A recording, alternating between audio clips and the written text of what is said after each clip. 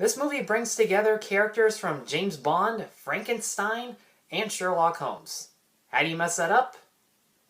Well, keep watching. You're about to find out.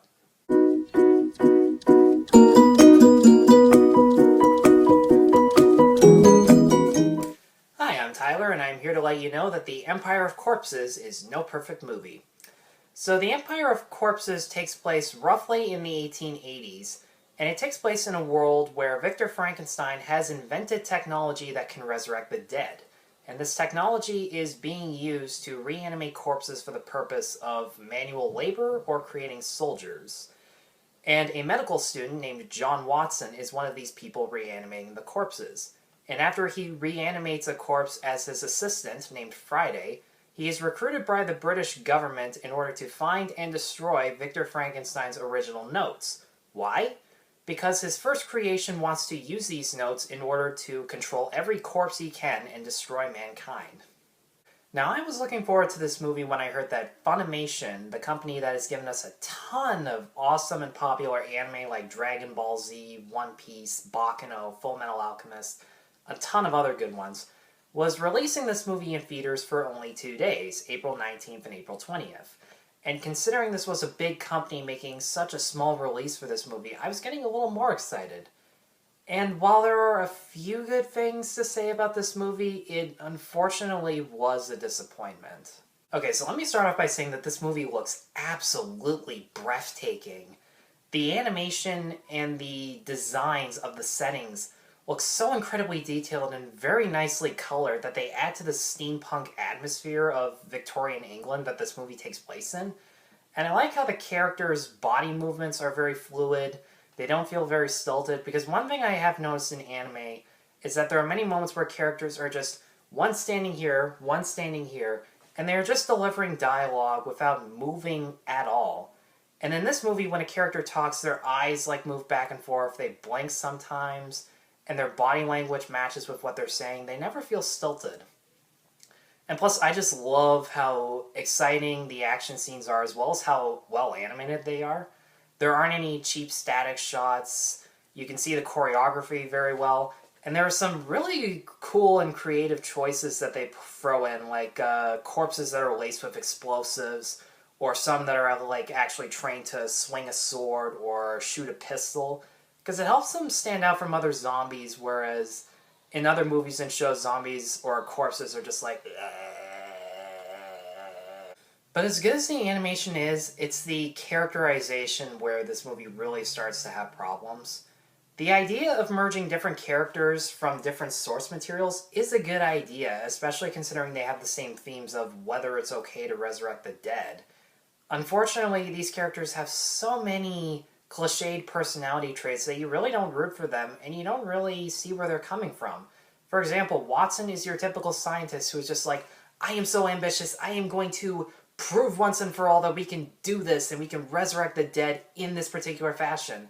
And he does the dumbest mistakes imaginable you can possibly do, especially when he comes to finding Victor Frankenstein's notes, which they specifically say, don't touch them, don't look at them, just destroy them. What does he do? He looks at them, he touches them, and when he does certain things with this information, surprise, surprise, things get worse for him and Friday, his assistant. And even though they try to make him look guilty and remorseful, he knew they were dumb decisions and he did them anyways. His pal Burnaby has one or two good lines here and there, and he is a little bit of fun in some of the action. But aside from that, there's no backstory to him. You don't really understand why he is so against resurrecting the dead. He's just your typical sarcastic swashbuckler. The best character in this movie by far is Friday, the assistant.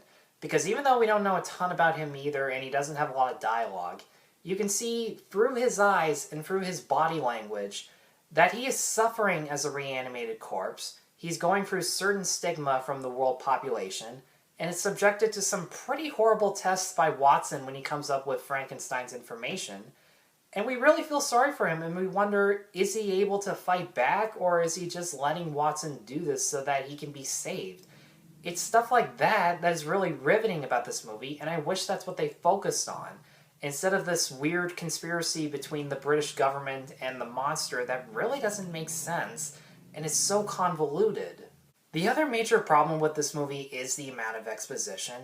There are so many scenes in this movie where it is just two characters sitting down and explaining how a corpse is revived, how it functions, whether or not the world approves of it, or whether it can evolve. Why do you need two characters explaining this every 5 minutes when you could just show us, through visuals and through body language, how the characters and the world views this subject?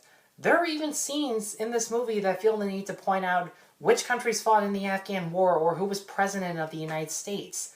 Why do these matter? This is a work of fiction, not a biopic. Plus, this is just a subject that I have seen tons and tons of times in different movies and TV shows. Whether or not it's okay to resurrect the dead or what collateral damage can happen because of it.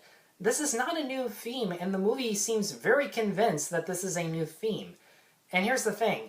If you enjoy this theme and enjoy examining what could happen if this happened in real life, you might have some enjoyment in this movie, but I have seen so many movies and shows where it is the exact same theme with the exact same conversations. I really wish this movie was just about Watson explaining and analyzing the thought process of Friday. Not only would it be less reliant on dialogue, but you can save a ton of time just watching Friday visually telling his side of the story, and it could give some insight into his previous friendship with Watson and why Watson really wants to help him so bad.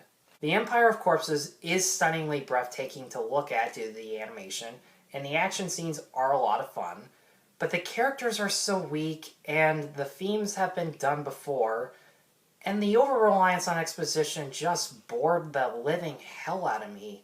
And for that reason, I'm going to give The Empire of Corpses a 2.5 out of 5. Thanks for watching, everybody. Take care.